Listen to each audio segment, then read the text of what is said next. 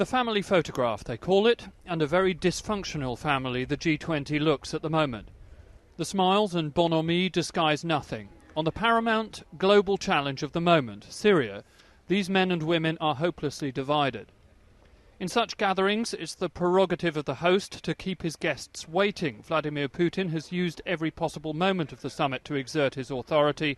No one will have been fooled by the sheepish shrug of mock apology for his tardiness. And no one will have missed the fact that smiles from Barack Obama and the Russian president were for the cameras. For one another, there wasn't even a glance. It is absolutely standing room only as we wait for Vladimir Putin to arrive for his end of G20 press conference. This is box office stuff from the Russian president. It's been an incredible platform for him and his views. It's worth considering. Just imagine if the G20 hadn't been going on this week. We'd be concentrating on those countries about to take action, principally Barack Obama and his allies. Instead, St. Petersburg really has been the opportunity for the naysayers to have a go.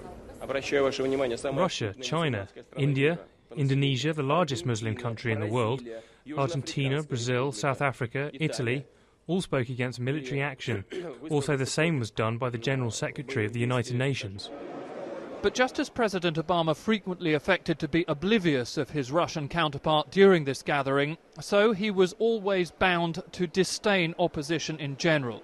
Only a congressional vote of no will stymie his determination to punish President Assad for the use of chemical weapons.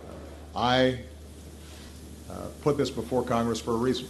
I think we will be more effective and stronger if, in fact, Congress authorizes this action.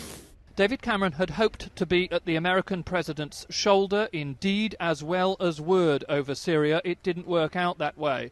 But he wanted to take on the argument that only action sanctioned by the Security Council can be lawful. If we accept that the only way a response can be made to a country that, let's say, it was massacring half or more than half its people, if we're saying there can only be a response if the UN Security Council votes positively, we are in fact contracting out our foreign policy, our morality, to the potential of a Russian veto.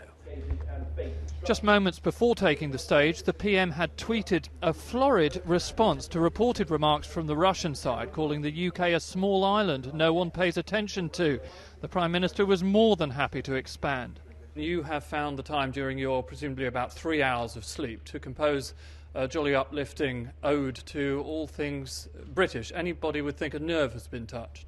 No, not at all. Look, as far as I can see, this whole issue has now been denied by the Russian spokesman. They claim they never said such a thing. All I said to the British press earlier is something I believe very deeply, which is, yes, we are a small island. As he returns to Little Britain, David Cameron will reflect that he never expected great progress in St. Petersburg.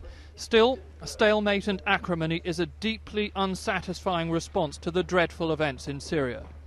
Joey Jones, Sky News at the G20 in St. Petersburg.